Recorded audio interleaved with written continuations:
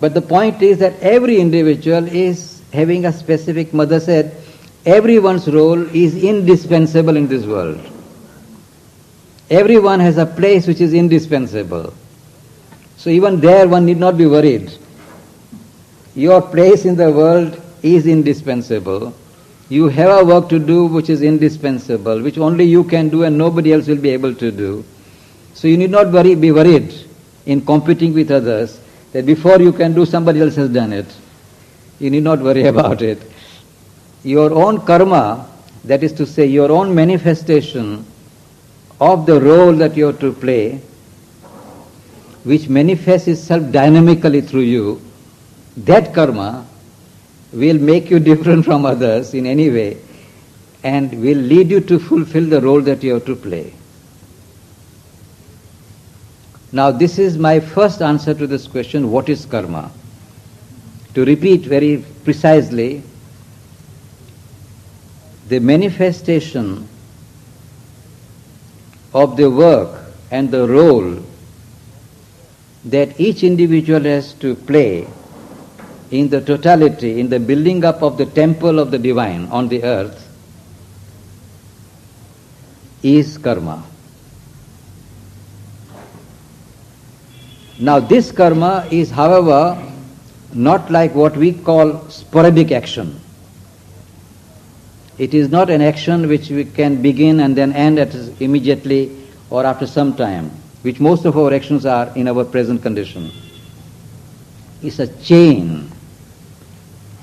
What we have to do, the role that each one has to play is such a work. Normally we don't even imagine what is the work that we have to do, and you have to spend years and years and years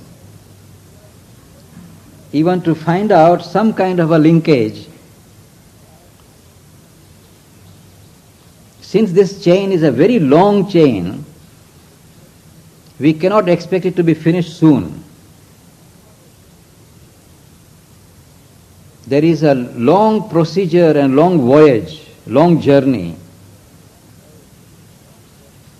Now if this journey is simply to manifest your svabhava, your own becoming, it would be a very joyous movement.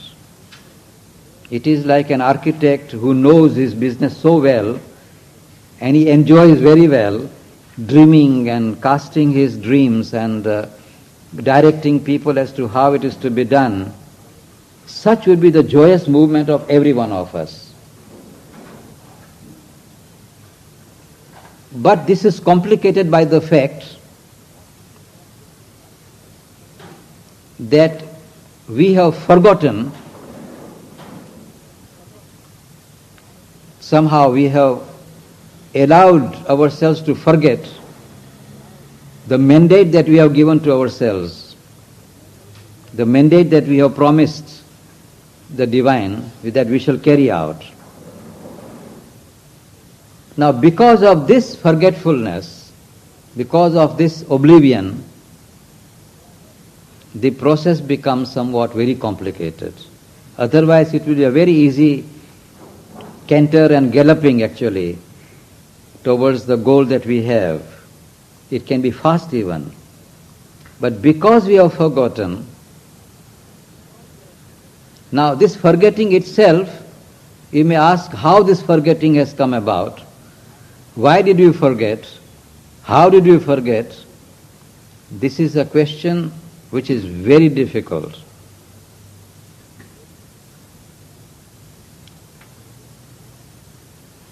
It appears as if it was an accident. In certain contexts of thought, you may say it was an accident that we forgot. At least it appears like an accident. If you are already in the state of luminosity, which we were in the beginning, when we made a contact with the divine, we knew very well ourselves, we knew the divine very well, we knew the goal that we want to achieve. There was complete luminosity. Sri Aurobindo has written a beautiful chapter in the Life Divine called the triple status of the supermind. The supermind has three statuses which obtain simultaneously. And we were all in the beginning in the supermind, where knowledge is automatic, spontaneous. Now in that status, it is impossible to forget because it is full of luminosity. When you are fully awake, how can you forget?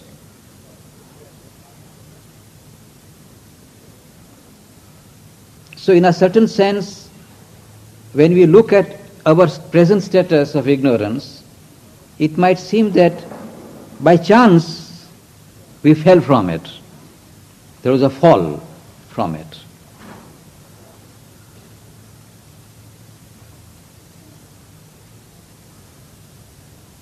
That is why we forgot ourselves. But if you look at it more deliberately, you can say that in the luminous state, if anything happens to you, it must be deliberate. It cannot be simply an accident just like that. There must be some deliberate decision. You might say there was a decision on the part of each one of us as a collectivity. Let us say we were all together in the assembly of God. And when we decided that each one will have a role to play in building up the temple of the divine on the earth, after having all decided together, as a collectivity we decided that we shall make our movement, this voyage, more enjoyable. And we know very often when you want to play with children, you say you blindfold the child. And then you hide yourself and you say, now find me out. It becomes a very joyful game. Similarly, we decided to have a more joyful game. So there was a deliberate decision we took. Having known all this, now let us forget it. And the moment we decided it, the process followed and we forgot it.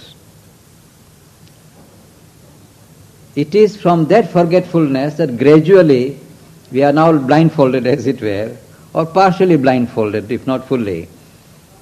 At one stage we were more blindfolded than what we are now. And then we are just moving about in search of our friends, our colleagues, our masters, our superiors, our experts, our own friends. All kind of things we have to recover, as it were.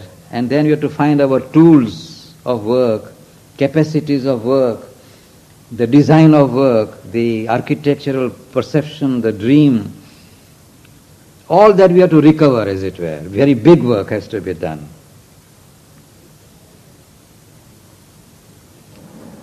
Therefore, when we speak of karma, there is a double movement in it. One is a movement which automatically issues from us as it would issue because we were already in the state of luminosity.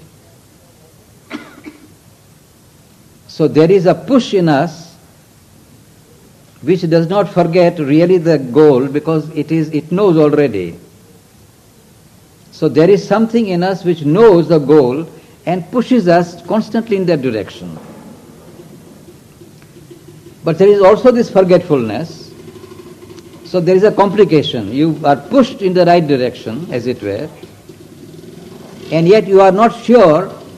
Because of this forgetfulness, you are asking, is it right? This push is coming, is it right?